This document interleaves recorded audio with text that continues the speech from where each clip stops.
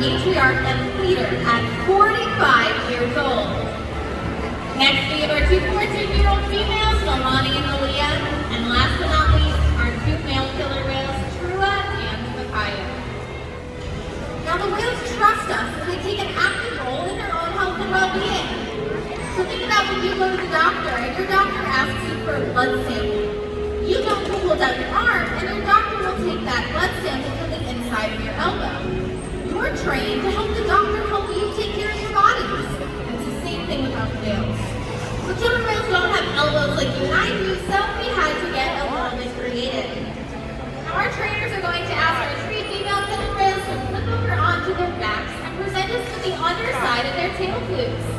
Now there's a vein that runs along the inside of each lobe of their tail flukes. And this is the perfect place for us to be able to collect that blood sample. Now our whales are trained to stay nice and calm while our veterinarian goes and gets that blood sample. Now you'll notice as trainers too, we are constantly giving our whales nice big back, tail, and even flipper rubs.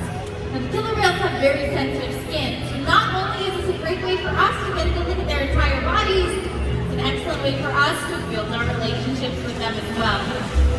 Now another important diagnostic tool, not only are those blood samples, but again, it's something you were all trained to do.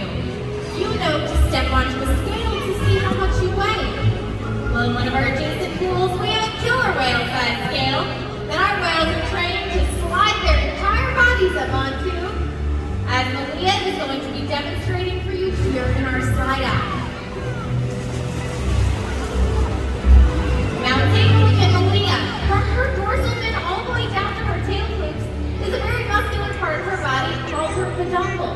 Now this can weigh several hundred pounds. And by her keeping her tail in the water, we would be missing out on all of that weight.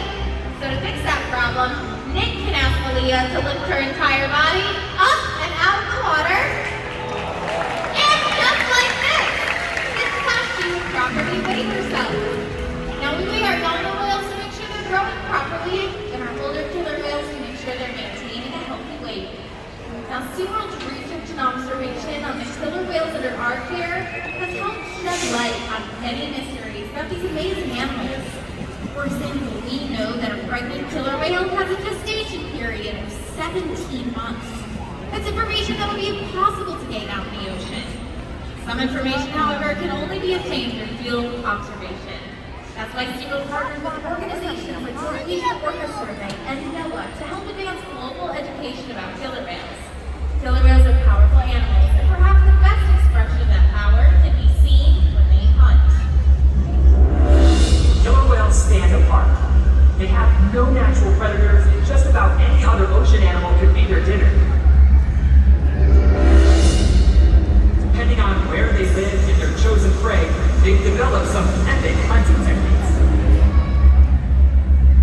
Off the coast of South America, killer whales will teach themselves, riding in on waves just long